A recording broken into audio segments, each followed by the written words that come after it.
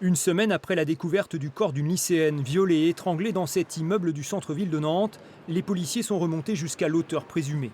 Grâce à l'enquête de voisinage et à des traces ADN, ils ont interpellé un homme de 45 ans. Contrairement à ce qu'on pouvait redouter, un mutisme total, il a livré spontanément des aveux précis et circonstanciés. Il nous a dit clairement être venu sur Nantes ce jour-là pour chercher un logement, pour pouvoir plutôt désaffecter, pour pouvoir passer à l'acte. C'est ce qu'il a fait rue Motier. Il est ensuite descendu, il a cherché une victime, il a croisé notre victime dans ce dossier, il a réussi à la faire monter dans l'immeuble avec un stratagème.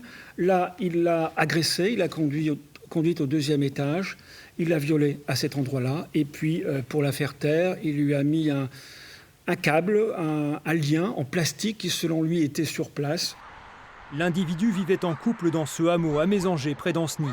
Personne ici ne pouvait soupçonner qu'il avait déjà été condamné à 18 ans de réclusion criminelle par la cour d'assises de la Vienne pour des faits de viol et toujours selon le même mode opératoire. Je savais qu'il travaillait à une trentaine de kilomètres d'ici, il travaillait de nuit. Il était chef d'équipe, je crois. En tant que voisin, quand on se voyait, ouais, bonjour, ça va. J'avais franchement pas de soucis avec. Zéro souci et même prêt à s'entraider. Donc franchement, jamais j'aurais cru ça. L'homme bénéficiait d'une remise de peine depuis 2016 et respectait selon le parquet le suivi socio-judiciaire qui lui était imposé. Il devrait être mis en examen pour homicide volontaire et viol en récidive.